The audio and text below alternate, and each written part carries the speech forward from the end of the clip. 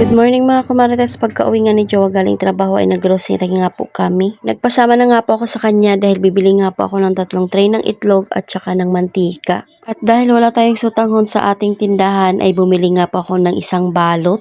Nag-refill na nga muna ako ng mga putol-putol na Nescafe stick doon sa lagayan dahil wala na nga pong naka-refill. Sakto ay may bumibili nga po ng bawang at sibuyas. Itong bawang nga po ay nung nakaraan pa namin binili at yung sibuyas nga po ay bagong bili na iyan. Mas mabilis talagang nauubos ang sibuyas ko, Marites. Dahil gusto ko nga pong nag-aayos ng tindahan ko, Marites, hindi ko pa nga nailalapag yung aking bag ay nag-uumpisa na ako. Alam niyo ba, Marites, na maliban sa paglilinis at pag-aayos at pagbabantay nga po dito sa tindahan ay gustong-gusto ko rin talagang nagluluto. Kaya lang humahaba pa talaga yung aking video pag isasama ko pa dito yung aking pagluluto. Palang sa pagtitindahan ay talaga namang ubos na yung aking oras. Hindi rin kasi talaga ako napapakali hanggat hindi ko nga po naayos yung mga naiisip kong ayusin dito. After kong magputol-putol ng mga daw niya, ayos ko naman nga po itong itlog. Ibabalik ko nga po sila sa dati nilang lagayan dahil doon nga po sa tray abay talagang ginangat-ngat nga po nung aming aso yung tray. At pumapangit nga po talagang tingnan. Kaya ito dito ko na naman nga po sila ilalagay. Kasya naman nga po dito yung 3 tray ng itlog. Inutusan ko na nga rin po yung anak ko na ibaba yung mga dilata dahil ilipat ko nga po iyan ng lagayan. Shelves ko na nga po ilalagay iyan dahil doon nga po sa pinaglalagyan nila abay hindi nga po sila nagkakasya na. Yung mga noodles nga po ay tinanggal ko na doon sa shelves. Kailangan ko na lang talaga bumili ng iba pang flip box. Hindi na nga rin po kasya yung mga noodles doon sa pinaglalagyan kong flip box. Gusto ko sana na flip box ay yung magkakahiwalay na nga po yung bawat flavor. Kaya lang medyo pricey nga po yung aking nakita at 799 nga po 3 peraso lang. Kaya ang sabi ko nga ay pagsahod na nga lang ulit kay Facebook. Nagdagdag na nga rin po ako ng mga dilata na ubos na sa amin. Or yung kakaunti na lang yung tira. Hindi na nga rin po ako ng 2 perasong pork and beans dahil minsan ay may naghahanap nga rin po sa akin nito. Yung mushroom nga po na nakalagay lang sa sachet. 2 nga lang po ulit yung binili ko dahil bihira lang naman yung naghahanap nito. Hindi na nga rin po ako ng luncheon meat at mga malalaking dilata. Araw-araw na lang talaga nababago yung mga nakalagay dito sa aking shelves. Tigil na nga lang ako kumarites ng kakaayos pag gusto ko na nga po yung pesto nila. Dahil medyo madami nga po itong ating dilata kaya naman tinanggal ko na nga po yung ibang nakalagay dito.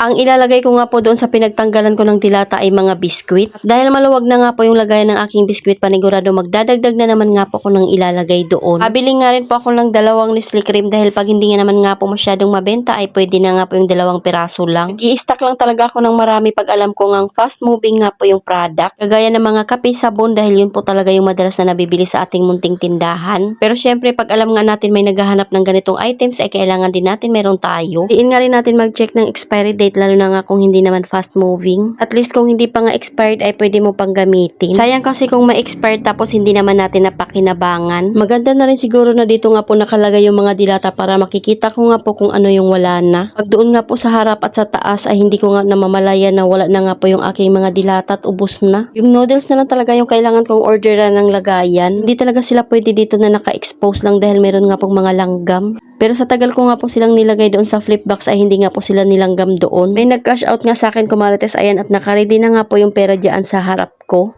Pero dahil may bumili ayan at bibentahan ko na nga muna dahil hindi pa naman nasisend sa akin. Bago nga po ako magbibigay ng pera ayan, tayin ko na nga muna yung send. 65 pesos pala yung benta ko doon sa maliit na RH. Pag malaki naman nga po ay 125. Sa inyo kumarites magkano ang bentahan nyo ng RH nyo? At dahil na-send na nga po daw yung pera, kaya ayan, ibibigay ko na nga po sa kanya.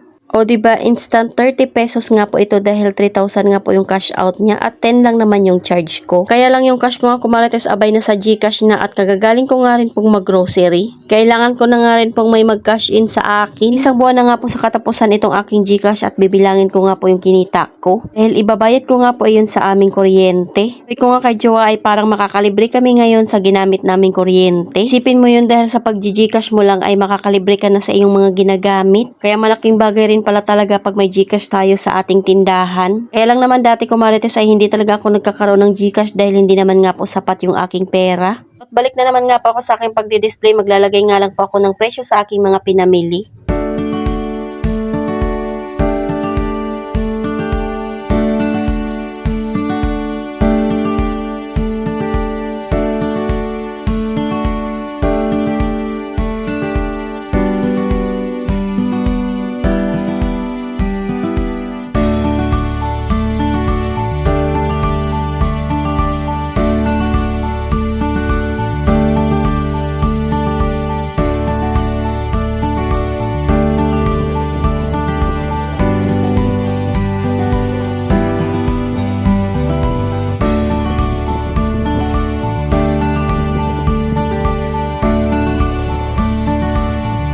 ito na nga po yung aking pinagpaguran at umabot nga rin po ako ng madaling araw. Pero sulit naman dahil malinis na naman nga po itong aming bahay na munting tindahan.